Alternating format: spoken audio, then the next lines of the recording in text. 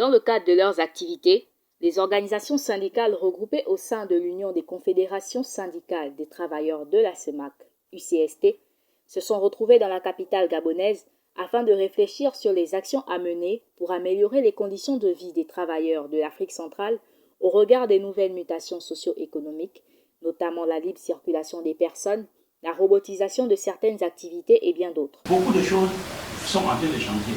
Il faudrait déjà immédiatement qu'on commence à essayer de savoir exactement comment nous allons réagir lorsque ces affaires-là vont, tout ça va arriver. Donc c'est déjà là.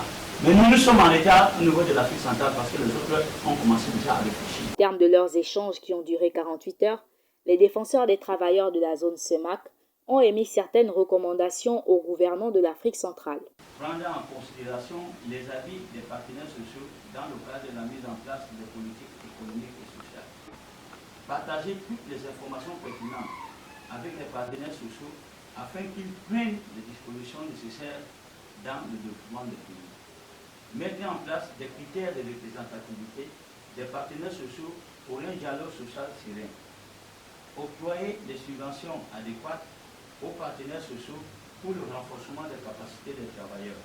Au patronat de l'Afrique centrale, l'UCST recommande entre autres de respecter les droits fondamentaux au travail pour une bonne productivité, dialoguer avec les organisations des travailleurs à tous les niveaux afin de maintenir le climat serein au sein des entreprises et des branches, partager les informations pertinentes concernant l'entreprise et la branche avec les organisations des travailleurs, réviser ou négocier des conventions collectives nationales afin d'améliorer les conditions de vie des travailleurs.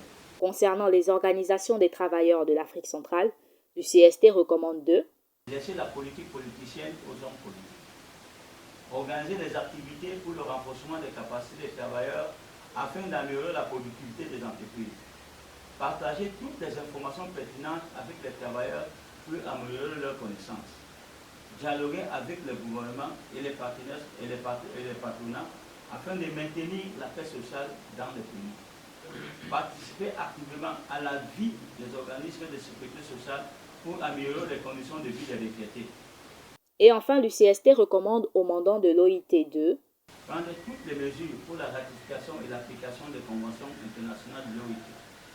Prendre toutes les mesures qui s'imposent pour être à jour des cotisations vis-à-vis de l'OIT. Précisons que durant son séjour à Libreville, l'UCST a rencontré le gouvernement, le patronat et les confédérations syndicales.